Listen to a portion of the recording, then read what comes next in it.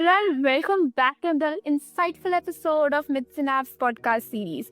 I'm your host, Hetvi Shah, and today we're diving into a subject that holds the key to lifelong health, which is newborn care.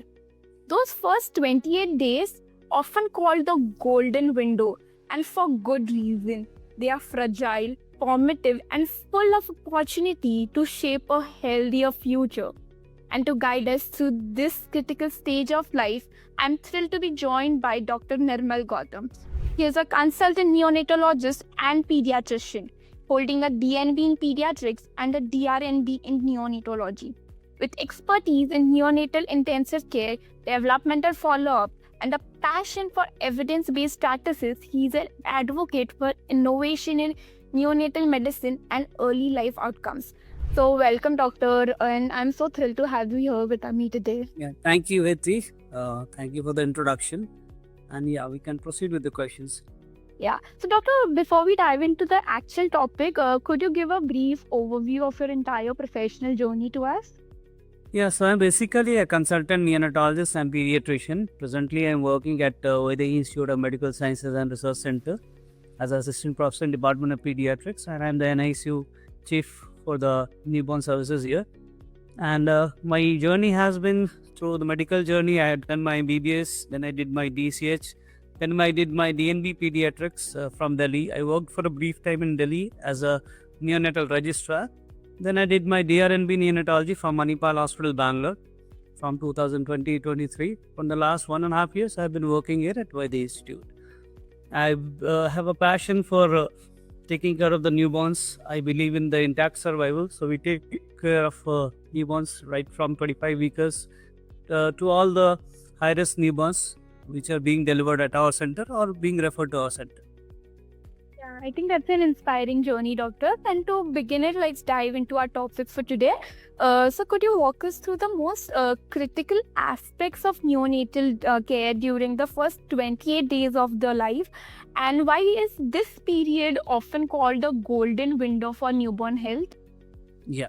So see, when a newborn is born, the whole family is involved. If you see rightly, right from the involvement of the mother to the father, whole family, and it's a period where excitement and anxiety both are present there, right? So as we know, the newborns are sometimes fragile. So the right care has to be given at the right time during the birth time. So if you see the immediate newborn period, there is a resuscitation protocol which has to be followed, because the most important thing after birth is a proper good breath which the baby should have, and then they cry. So even our all the institutions like Indian Academy of Pediatrics and National Neonatology Forum, we all advocate for the right care at the birth. So the first breath of any baby, which has to be, even if it's spontaneous or it has to be helped out, it is their birthright. So all the attempts from all the organizations are towards giving that first golden minute first, which has to be done rightly. So we teach and train many of our postgraduates or people who are learning pediatrics as a doctors that they should do this first minute very right. Then moving on from the newborn period, after the immediate resuscitation, the next step is always the baby has to be breastfed, because as early as mother is involved, the babies get a better bonding. They get that initial breastfeeding, which is like liquid gold, which is called colostrum. The initial few drops of the milk, which is very important because it gives immunity to the baby, which is for lifelong. So all these things are very important. Then adequate warmth, starting just after the birth. The mother should have skin to skin contact with the baby. Then proper tagging of the baby, showing the baby to the family.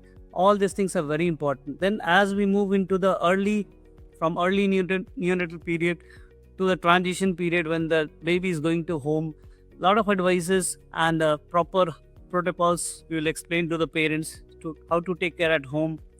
Once the baby is at home, the parents have to get confident how to take care, because when the baby goes home, there is a lot of anxiety, and we do come across a lot of questions from the parents who will be either consulting us on the phone or keep coming to the doctors. So initially, the baby has to be seen for jaundice, weight loss, proper newborn screening tests have been done or not. So many things are there.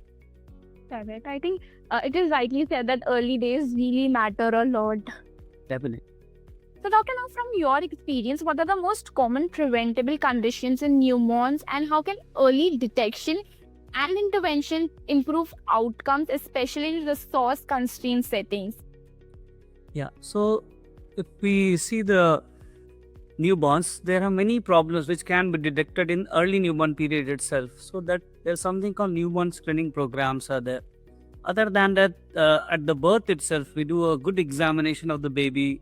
We can rule out some 5 to 6 life-saving diseases. We can rule out. If you detect it early, we can start the treatment for it early. Then some diseases are not shown in the babies initially. As the baby grows, it comes up. So if you do some certain blood tests at the first week, or even I would tell the first 48 hours of the birth, we can get to know about these diseases. This is called disease screening, or newborn screening protocols are there. So we take some drop of blood of the baby on the filter papers. We send it to the relevant diagnostic centers. And most commonly in India, what we are doing, most in private sectors, I would say, because in India right now there's no nationalized newborn screening program from the government of India. What we are doing, we are taking few drops and sending to the special diagnostic centers, where we are getting to diagnose 7 common conditions in newborns, like congenital hypothyroidism, congenital adrenal hyperplasias, or G6PD deficiency. There are certain more. So if we diagnose it early, we can offer the parents what all to do to prevent the complications of these diseases. Right. Yeah, I think that's well said, doctor. So now moving on, how do you assess the readiness of a healthcare facility when it comes to neonatal resuscitation and emergency care especially? And are there any must-have protocols or tools you always recommend? So just like I answered before also, Hetri, whenever a newborn is born, so nowadays, if you see the earlier times in India, many babies were being born at home and proper care was not given. Many babies used to be delivered at home, they used to be taken care at home, and later they used to come to the hospital in a very poor shape, where the life could not be saved. Nowadays, the government of India has done a really great job. Most of the deliveries are now in hospital deliveries. Even there are some common programs where poor families are being paid money to deliver the babies or deliver the mother inside the hospital. So wherever the babies are being born, we do have a protocol. It's called Neonatal Resuscitation Program. So as per the Neonatal Resuscitation Program, we have to have certain amount of equipments, whether the delivery is happening in a PHC level or a CSC level, or it's a tertiary care center in a big city like Bangalore or Delhi, wherever. So it's a nationalized protocol. We have to have these equipments. So the equipments will be like, we have to have a radiant warmer, because the baby is coming out from a very, very safe surrounding. The baby is warm there. The baby is getting proper oxygen from the mother. The baby is getting proper nutrition. It's a safe place for the baby to be. Now the baby is coming out into this world. So what we need to provide all those things immediately to the baby outside. So baby will need a warmth. So for that we need to have a proper radiant warmer, so that you can keep the baby warm. You should have pre-warmed linens to wrap the babies properly and to prevent hypothermia, like loss of temperature in those babies. Then we need to feed the babies early. And these were normal babies, but most of the babies will transition well after birth. Some babies will not transition well. They will need some kind of help from the doctors or the caregivers who are trained in neonatology training protocols. So they are supposed to be given sometimes artificial breaths. So sometimes we need to have those bag and mask devices to give proper breaths. Some very, very rarely, 1 out of 100 baby will have a poor heart rate, or they will need some cardiopulmonary resuscitation. So we need to intubate those babies. So we need to have an endotracheal tube there. We need to have a laryngoscope there. So many things are there. For the doctors who regularly work, they will understand these terminologies. For the general public, we can just say that there are at least 7 to 8 important things which has to be there during a birth of a baby. If these things are there, even for parents, wherever they are going to deliver the babies or their families, they should know that everything is there at place or not. Generally, in most of the hospitals, these all things will be there. Even in the low resource setting, most of the things will be there. At least an ambu bag and mask will be there, so that in case a baby is not breathing, a baby should be given the first breath within the first golden minute. It should not be delayed beyond the first minute. Correct. These are obviously the tailored approaches also, but in every approach, I think preparedness is essential and it is key. Definitely. Whenever we are expecting a baby's birth, whether it's a normal delivery or a cesarean section, in cesarean section cases, that the resuscitation cot for the baby should be inside the OT itself. In case of normal delivery also, there should be in a nearby area. The baby should be properly held. Baby should be proper. If the baby is crying, there's no need to do too much things. You can just place the baby over the mother's chest. We can start skin to skin contact and we can just monitor the baby. If the baby is stable, all these things like weighing the baby or giving vitamin K injection to the baby, they can be deferred a little bit, because first is warmth. If the baby is crying, in the case where babies are not crying well or they need some extra breaths to cry, then there the baby should be taken to the radiant warmer and all these resuscitation steps should be done. Got it. So now, doctor, what role does antenatal counseling and maternal health play in improving newborn outcomes, and how can clinicians integrate this better into routine obstetric care? So see, we see a newborn is basically a product of the mother, right? Correct. So when the mothers conceive, the newborn will be in a very small, tiny state. It is start from the size like a grain of a rice, and then it gradually grows as the mother's nutrition will be reaching, as it is planned by the God and by the nature. Gradually they start growing. So in the first 2 months is the time where the nutrition should be very good, because initial complications will lead to abortions. So that time mothers has to take care. Then regular screening of the baby in the form of ultrasonography of the mother. So both for the mother, the uterus things, the placenta structure, and for the baby's embryology, or how is the baby developing? Is the baby developing right or not? Is there any problem with the baby's structures? Is there any problem with the baby's heart? So initial screening and early ultrasound, the first generally we do a dating scan, then we go for an anomaly scan by 20 weeks. So if anything is major in the anomaly scan, generally the mothers are referred to the perinatologist or the neonatologist, where we discuss with the obstetric team what has to be done. Suppose it's a condition which can be corrected in future, so we'll try to get along with the pregnancy. But suppose it's a heart condition where we know that life may not be possible even if the baby is born, or it will lead to multiple complex surgeries. So there a combined shared decision can be taken with the doctor, with the obstetrician and the family together. So there a planned abortion can be done. But this is very few cases it will happen. Okay, most of the babies will be doing well as per the God's wish, because things will be smoother in most of the pregnancies. They will get along.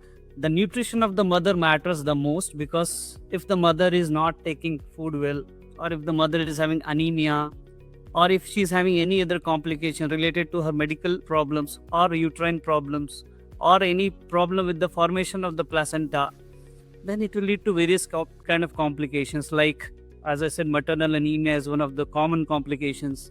Then sometimes mothers will have a high blood pressure, which is called gestational hypertension. Medically, it is also called preeclampsia. Sometimes blood pressure will be very high. It can lead to seizures in the mother. These all conditions will affect the baby itself. So in these cases, we have to decide when to deliver the baby. So some conditions we can just give medical treatment and try to stretch the pregnancy as far as possible, so that we deliver near that mark, which is called term pregnancy. So at least till 37 to 38 we should try to reach. But in some cases it's not possible. Suppose mother's condition is complicating because of her own medical problems, or complication related to her placenta. Suppose placenta is not in place, it is more like a placenta previa towards the opening of the cervix, or its placenta has got abrupted, so bleeding is happening. So there are certain conditions which will become an emergency. We have to deliver the baby. So you have to assess during the pregnancy that when to intervene. So foremost priority in obstetric care is always to try to delay, but not at the cost of the mother or the baby's life. Okay. So when we know that now premature birth is imminent, premature birth means a baby which is going to be delivered before 37 weeks or 9 months. So we try to do certain interventions which will improve the baby's chance of surviving outside. Like we do give antenatal steroids. There are some injections which is given to the mothers before. Now when we are sure that now baby is going to deliver, we cannot delay the pregnancy further because it will complicate either mother's life or baby's condition to deteriorate. So we'll give that steroid injections to the mother. It will help the baby's lung to mature and it will have lesser complication when the babies will come out in this world. Another such intervention is magnesium sulfate. One drug is there which is to be given to the mothers only. It will prevent the baby's long-term brain, because if you are not giving these injections in certain conditions and baby is born early, so it is called neuroprotective effect is there. So one intervention is antenatal steroids, another intervention is magnesium sulfate. These two interventions are proven interventions which will prevent complication even in premature births. So these things has to be taken care. Other than this also, the obstetric care should be going in hand with the team which is going to see the newborns after some time. So there are certain conditions which will happen just during the birth in the mother. Suppose the baby is grown a big size, the mother was diabetic, and we are expecting the baby's weight is going to be more than 3.5 or 4. So as the baby's size increases, so both the things are bad. Even the premature baby's birth is bad, and even the bigger babies, they can also have complications, like they will have more birth injuries, nerve injuries during pulling the baby out of the mother's body, or sometimes fractures can happen. So all these things has to be taken care. So it's a duty of the obstetrician, or it's a combined duty of the obstetrician and the neonatologist to take care of all these issues, and this should be prompted before the delivery itself. So there should be a good debriefing about the case, what is the mother having complications, or what is the complication we are expecting in the baby, and that is how we should all take care together. Yeah, I think that is quite very insightful information, doctor. And I think everybody should definitely take care right from the mother to the pediatrician as well, I would say. So now, doctor, finally, could you share your insights on the importance of thermal regulation and early breastfeeding and infection control practices in preventing neonatal morbidity and mortality? See, whenever our normal human body temperature is 36.5 degrees centigrade to 37.5 degrees centigrade. So when the baby is inside the mother, the baby is in a very warm environment. Now if we see the outside temperature, we generally will have, if we are putting the AC, it will go as low as 18 to 19 degree. We want a good ambient temperature to feel good. But for the babies, if they are delivering in that temperature outside, there is a drop of suddenly from 36 or 37 degrees centigrade, they are coming down to 19 or 20. We don't want that to happen, because suddenly the babies will start becoming cold. So as a protocol, wherever the babies are delivered, the AC should be off, first priority. But sometimes in busy centers where the obstetricians are always down, but we try to keep the labor room temperature or the OT temperature around 25 degree. We should not keep it below that. And other than that also, as I said, the pre-warm linen should be there, because as the baby delivers, there are a lot of mechanisms through which the baby will start losing heat. Those mechanisms are like convection will happen, conduction loss is happening, radiation loss is happening. So the baby's temperature will suddenly start coming down if it is not given proper thermal care. So that is very important. And if hypothermia is happening, like low temperature, if baby is having a temperature less than 36.5 degrees centigrade, it is called hypothermia. So as faster hypothermia develops, or as early hypothermia develops, the chances of deterioration of the baby after the birth is more. They will have difficulty in breathing, they can become bluish, or they may not become pink. Then they are more liable to have other complications like low blood sugars will happen. So all these things can be prevented by simple preparedness. If you are prepared well, if you are keeping the linens warm pre-delivery only, if you are keeping the warm or some 20-25 minutes before the delivery, and immediately you are giving mother's skin to skin contact, these all will prevent hypothermia and will have a healthier baby.